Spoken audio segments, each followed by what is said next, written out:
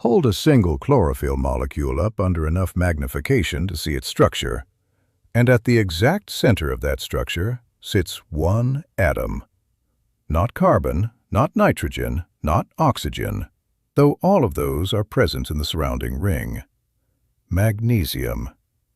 One atom of magnesium, anchored at the core of a porphyrin ring, is the structural foundation that makes the entire molecule capable of doing the one thing every green plant on Earth depends on for survival: capturing a photon of light and converting it into chemical energy.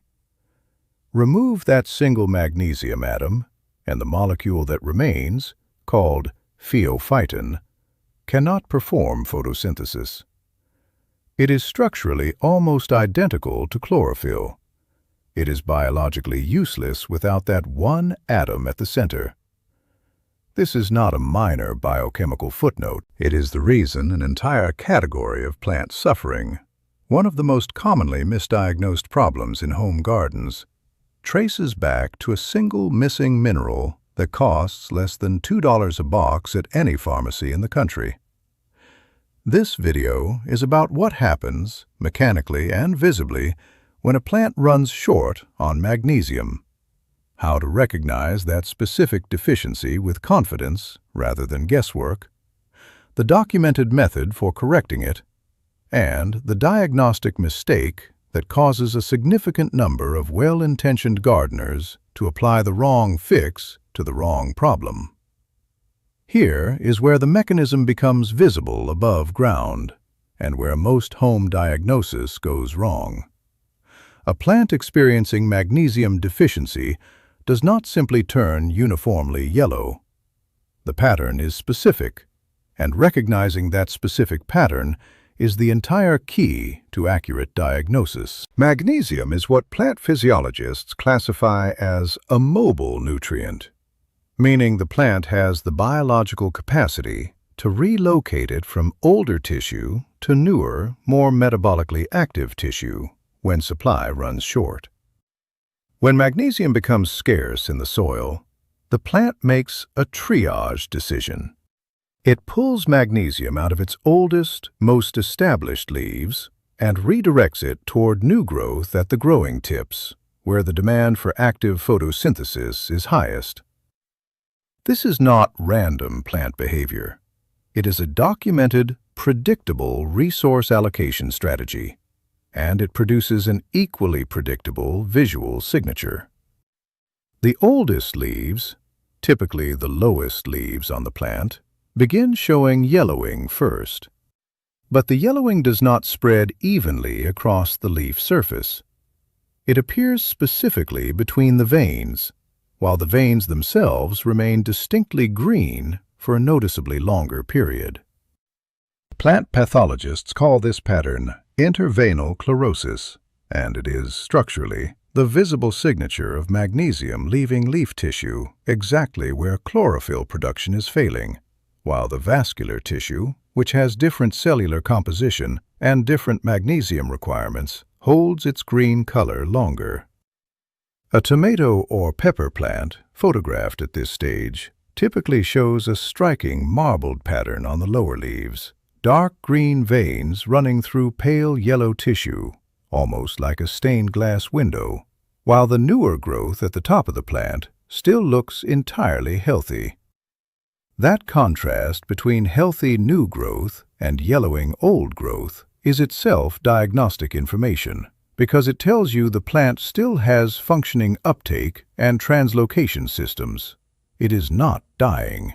It is redistributing a resource it does not have enough of. Here is the detail that separates an accurate magnesium diagnosis from a wasted bag of Epsom salt. And it deserves to be stated plainly because this single point of confusion accounts for a meaningful share of why home remedies for yellow leaves fail. Multiple nutrient deficiencies produce yellow leaves. They do not produce the same pattern, and the differences are specific enough to diagnose correctly without sending a soil sample to a lab. Nitrogen deficiency also targets older leaves first, Because nitrogen is likewise a mobile nutrient, the plant relocates toward new growth under scarcity. But nitrogen deficiency produces uniform yellowing across the entire leaf, veins included. There is no green venation pattern, no marbled contrast.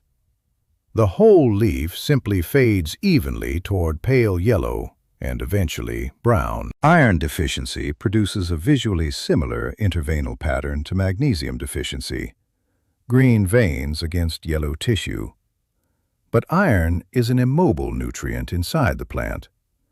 The plant cannot relocate it from old tissue to new.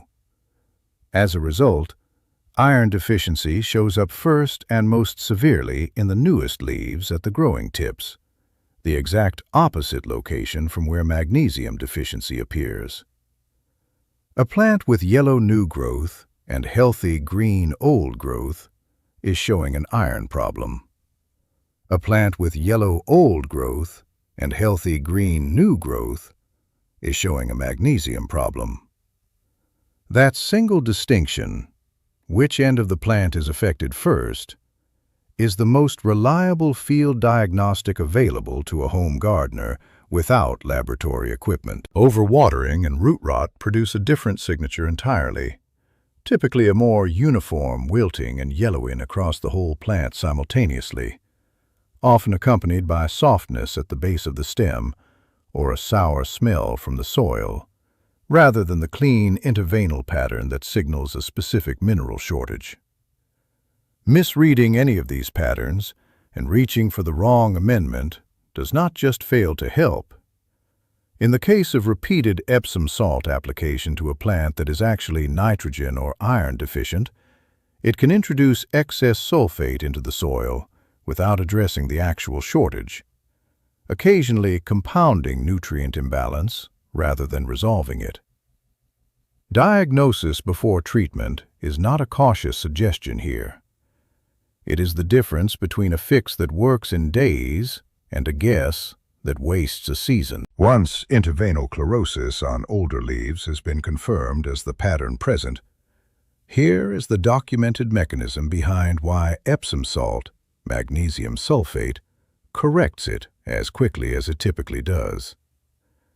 Magnesium sulfate is highly water-soluble, considerably more so than many of the magnesium-containing minerals naturally present in unamended garden soil, which means that once dissolved and applied to the root zone, the magnesium ions are immediately available for root hair absorption, rather than requiring weeks of microbial or chemical breakdown to become plant accessible.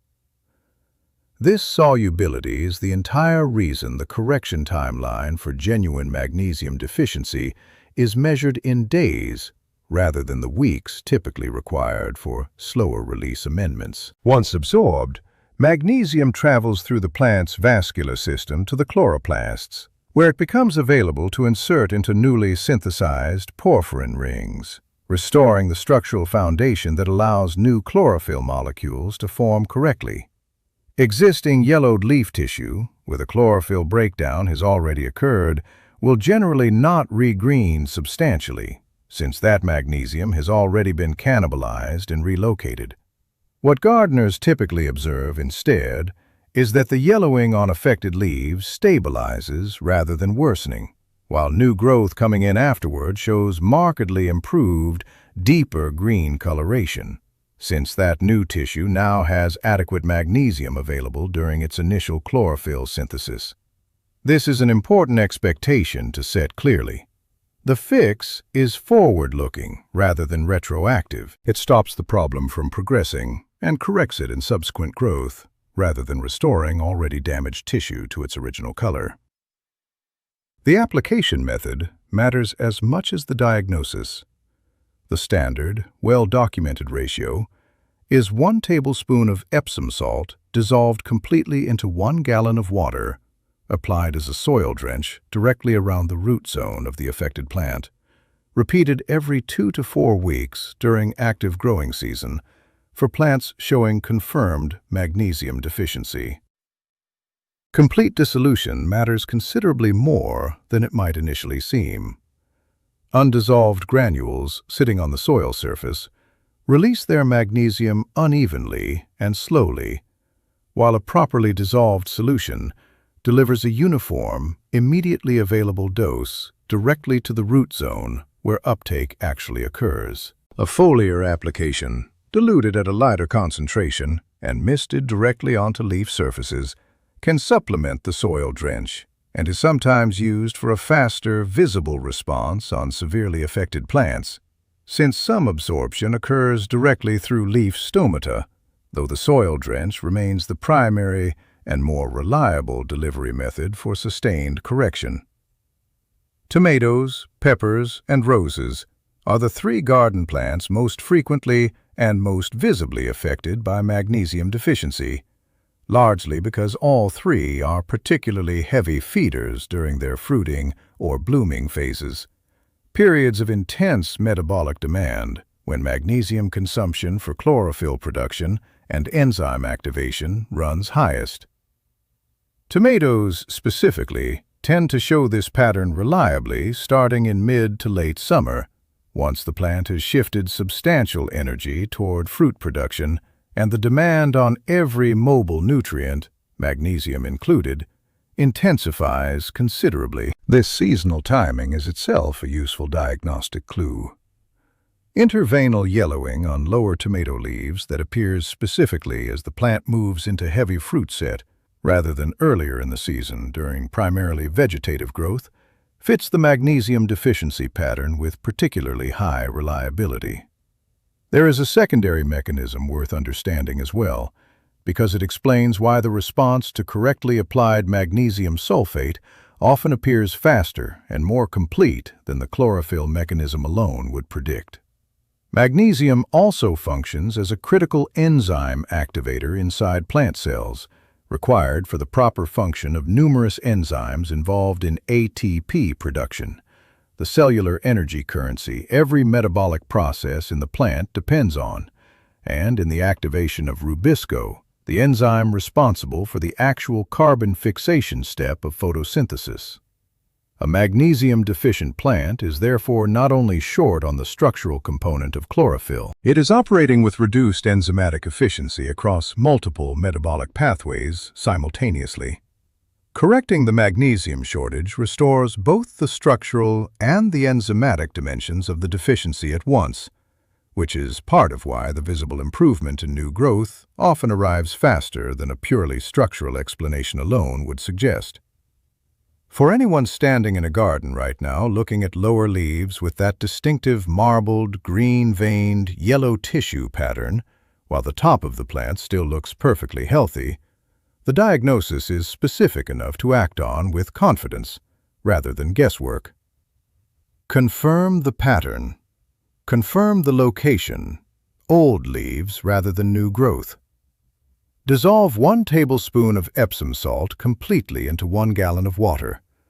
Apply it as a soil drench at the base of the plant. Watch the new growth that follows, rather than expecting the already yellowed leaves to reverse. The chemistry at the center of every chlorophyll molecule on the planet has been understood for over a century. The application of that chemistry, for a home gardener standing over a single struggling tomato plant, costs less than the price of a cup of coffee and works on a timeline measured in days.